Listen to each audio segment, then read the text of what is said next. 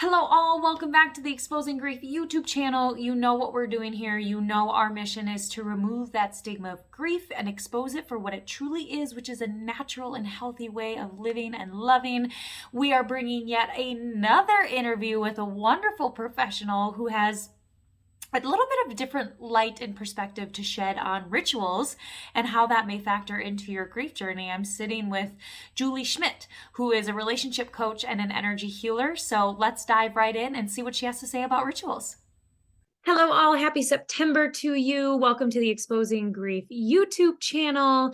This is actually, fun fact, mine and Julie's second go around. The first one we recorded, funky things happened with the recording, and I wanted to make sure you guys were getting the best content to really understand what Julie offers. So I'm excited to be sitting with Julie Schmit again, who is a relationship and individual coach and energy healer.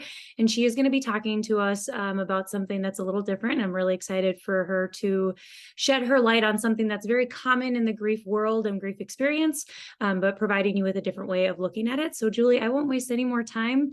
If you wouldn't mind sharing us or telling the viewers a little bit about yourself and what got you into your line of work. Sure. My line of work has been just this journey, and it almost sounds, like people say my line of work's a journey. Like mine started at my birth. So, I've always been fascinated by two components of what make human being, given its beauty and complexity. And those two components are relationships and the human body. And, why I say my journey began at birth was because I was adopted when I was born. And I always had this question, like, who am I? Which is really common with adoptees. And at that time, growing up in like grade school, I'm looking to popular culture and I'm watching shows like the Brady Bunch and the Partridge Family and the Waltons and Little House on the Prairie. And, there were like all these like happy families. And I thought, my adopted family is a great family, but we didn't look like what I was seeing. And so I just made this assumption that, I find my biological family and it's going to be this like great experience, like the Brady Bunch. So I left home when I was 18 to conduct a search for my biological family. And at that time, it was, 1983. People just weren't doing that. The records were sealed. And, open adoptions just weren't that popular. So I was just, really naive and, kind of fearless. And so when I finally found my biological family, a lot of like questions were answered, but it also left me super confused. And so, that confusion just led to like looking to my body and my energy field for answers, and to do that in a therapeutic setting. So I was always aware of, how people, animals, and places felt to me. And I was keenly aware of changes in people's emotions. And I became really good at reading people. And my biological mother was also very good at reading energy. And that's something that we shared. So after experiencing, finding my biological family and the ensuing confusion, I realized my body and its energy field had things to communicate. It was there to help guide me towards processing emotion, healing my wounds, connecting with my intuition, and making sound decisions. So, to assist me in making sense of my life at that time and recovering from my experiences, I had the good fortune living in Southern California to come in contact with professional energy healers, yoga instructors, and guides who helped me rebuild my life after undergoing these life-altering experiences. And so in this case, it guided me straight to my life's work. I was really fortunate. I moved back to Minneapolis in 1990, and I helped pioneer the yoga scene in the Twin Cities. And in the year 2000, I was invited to create a program teaching energy consciousness and physical movement for the University of Minnesota Dance Department, the Actor Guthrie Theater Training Department. And I worked with them for 3 years. And then in 2002, I was invited by the Gopher football team to come and work with the football players. And I was with the football team for 6 seasons. teaching them ways to use their energy and movement to, in that case, ground their body and be really centered and focused. So I was always kind of like following, kind of like what life was giving me in regard to a challenge, but it was also, like creating and pioneering new ways of working with the human body and the energy field in regard to relationships. So in 2015, after becoming a certified life coach, I further advanced my studies by getting my master's degree in marriage and family therapy. I'm now a licensed therapist as well as a relationship and intimacy coach. So my very trainings have given me the opportunity to synthesize different bodies of knowledge and healing modalities to help my clients achieve their health and wellness goals. So, that's me in a nutshell. That's amazing. What a story. And, we hear, well, maybe not always, but I think people are just always so interested to know, like, what got you in this line of work? I think specifically the line of work that we're in, because not everybody wants to sit with individuals when they're in really hard times, right? And particularly with me, for people who are grieving, that can be really heavy, right? And so I love to hear it. And I know other people do love to hear, how did it get you here? And truly to hear that it started at birth for you is just amazing. And you talk about all these other things that your life experiences had led you to. I'm curious, would you mind sharing a little bit about your practice, Bold and Sacred, and what services you offer? Sure. So I work with intuitive business people and their partners, either individually or as a couple, and I help them cherish and mend their current relationships, inject passion into the relationship, recover from a breakup or divorce, and fall in love with their essence, like who they really are.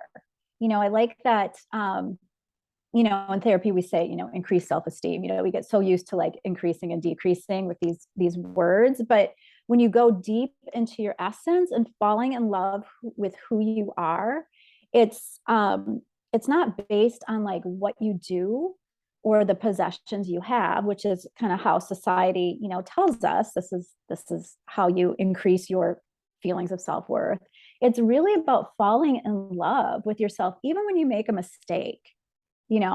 It's like, I remember I was at a meeting, this was years ago, and the icebreaker was to go around and say like what house you were from Harry Potter, like what Hogwarts house you're from. Now, at the time, I was like 50 years old, and I mean, I know Harry Potter, but like, I'm just like, I'm from Monica's apartment, like, and just to feel like safe and secure in that, like, I have no idea what you're talking about. This is what I know.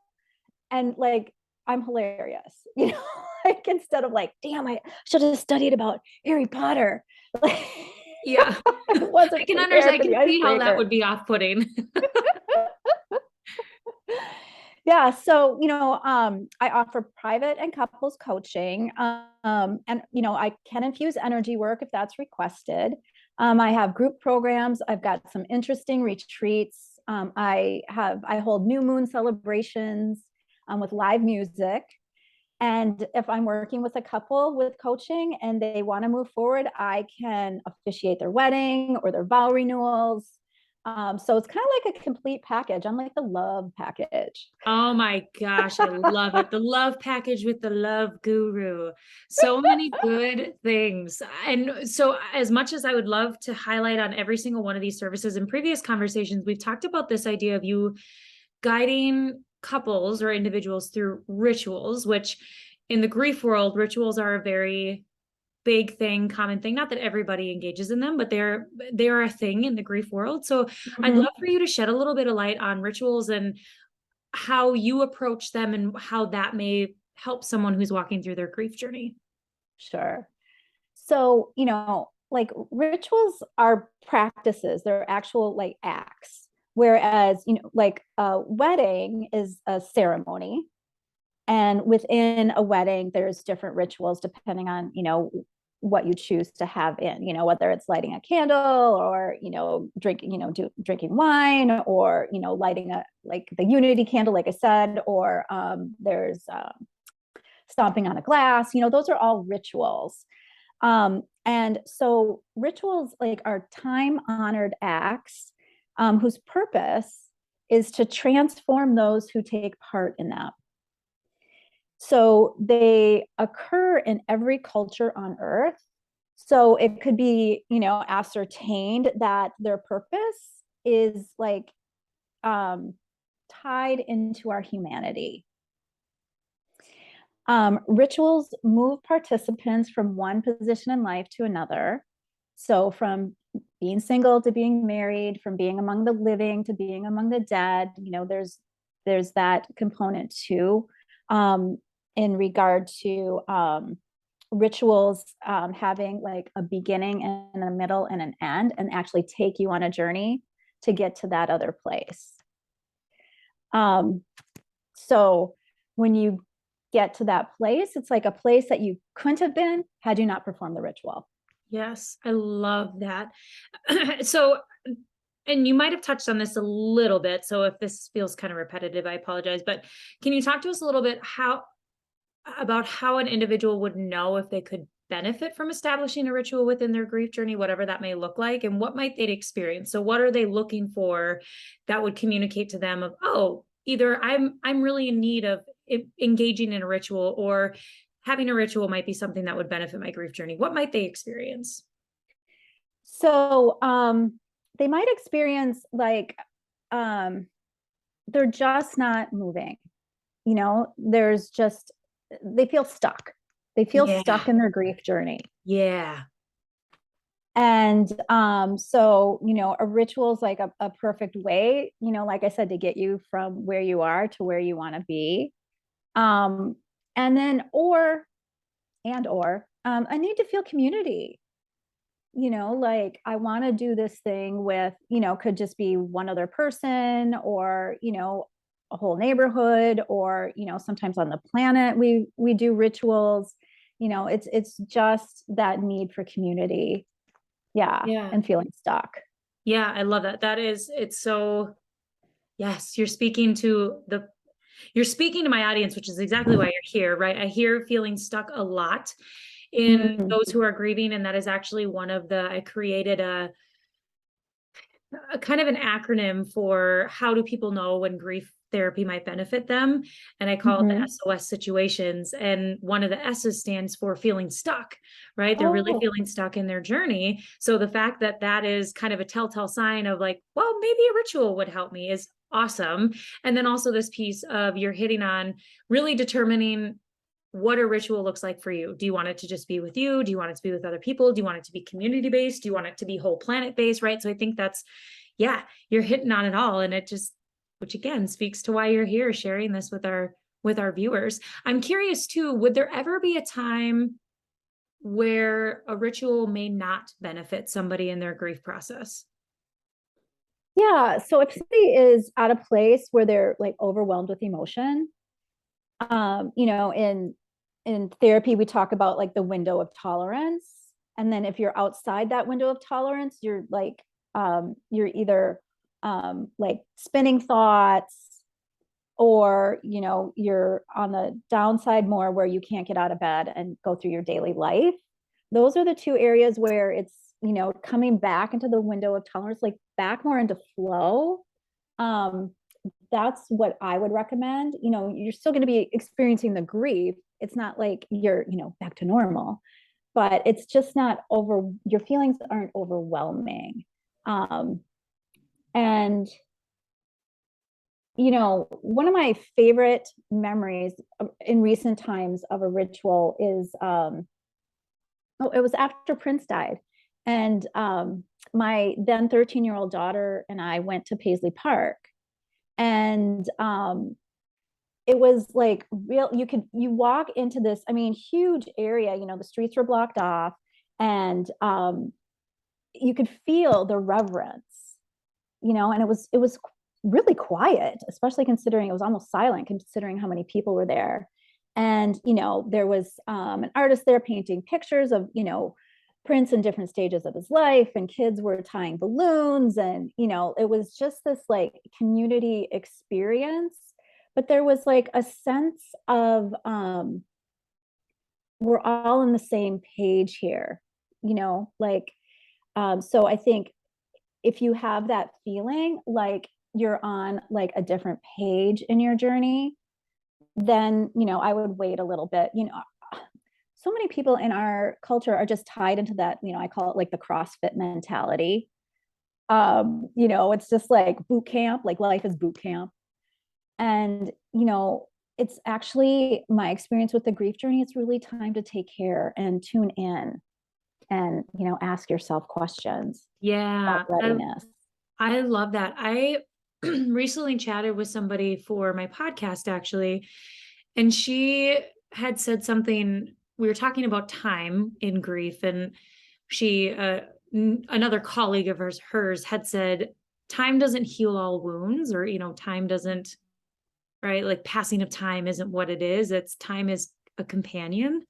I Mm, was like, oh, I really, really love that. And that kind of hits on what you're saying too, of like the time is really to have space to heal, right? So if we think of time as a companion as opposed to a restriction, I we like can that. we can achieve a lot more, or it Right. removes that pressure or whatever it might be.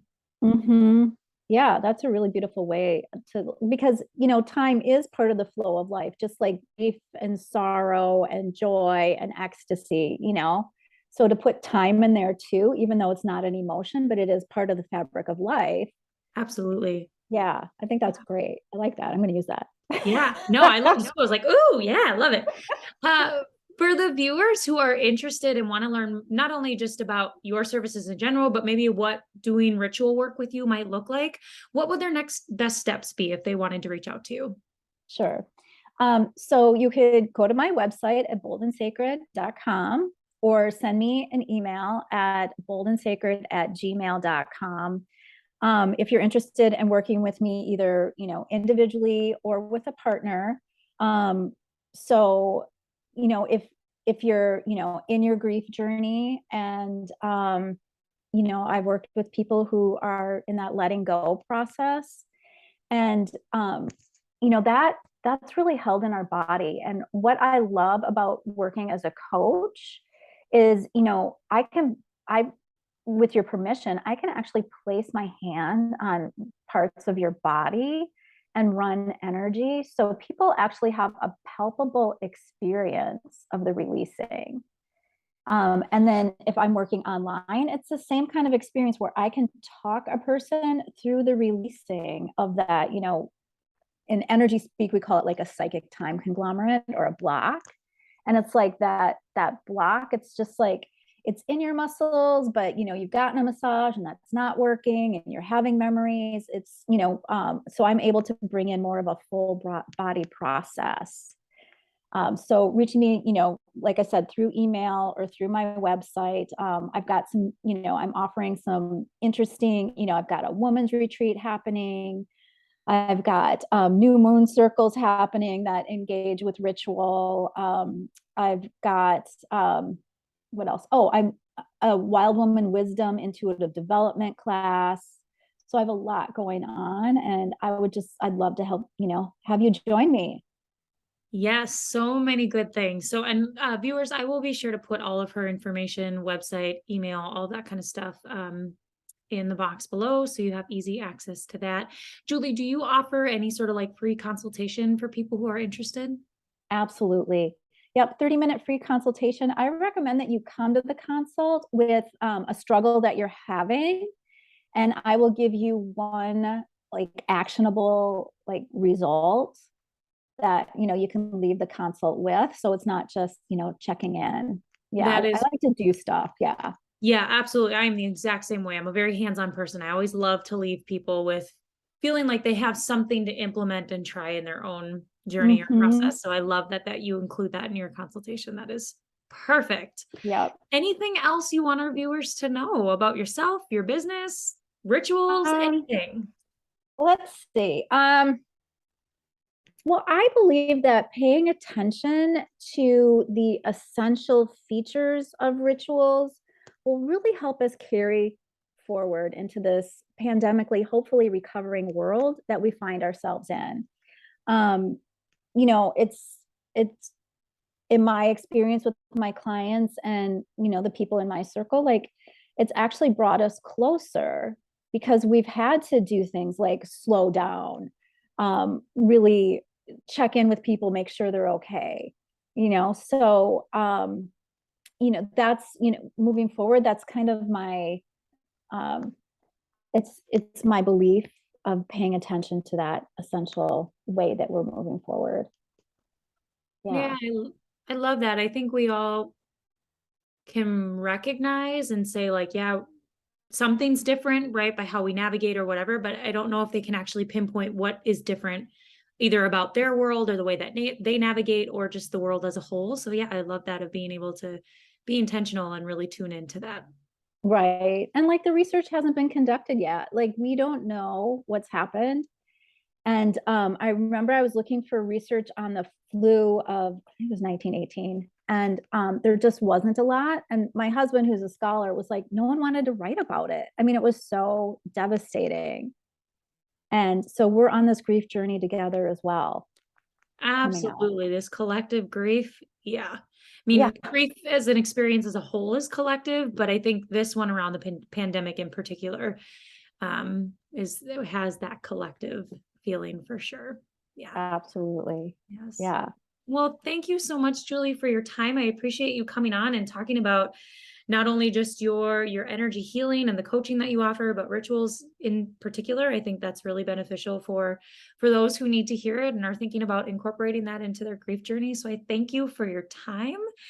Viewers, thank you for tuning in and listening to what Julie has to share. And like I said, all of her contact information is below. So if you want to reach out to her, please don't hesitate to do so. Stay tuned for upcoming things in October. If you haven't subscribed, be sure to. We will be back soon. Thank you again, Julie. I really appreciate it. Thank you, Brittany. Yeah. We'll see you later, viewers. Have a good September. Bye. Julie, I've said it once and I'll say it again. Thank you again so much for your time and providing your insight around what rituals look like and how they might benefit the grief journey, and then how also people might start establishing and engaging in rituals. I really love your ingredients of the rituals. I think that's a great foundation for people to start. Viewers, I hope you were able to take something away from what Julie had to share. Like I mentioned, if you want to do more ritual work with her or any other work around this, many services she provides, her contact information is below, as well as some of the books that she mentioned near the end. Also, my contact information is below as well if you ever need to reach out to me. If you have not yet subscribed to the Exposing Grief YouTube channel, be sure to do that so you don't miss any other content coming your way. And we will be back in October. I can't believe we're in October already. We're approaching fall. So enjoy the rest of your month and we'll see you soon.